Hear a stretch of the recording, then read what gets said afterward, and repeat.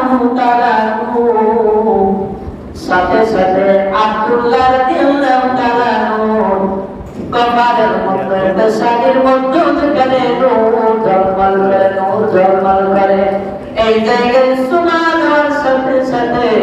আমেনা লাগবে বলে ও পৃথিবীর মানুষ যখন আব্দুল্লাহ আমার ঘরের মধ্যে প্রবেশ করেছিল আমার অন্ধকার ঘরটার সাথে সাথে আলোকিত হয়ে গিয়েছিল কিন্তু আব্দুল্লাহ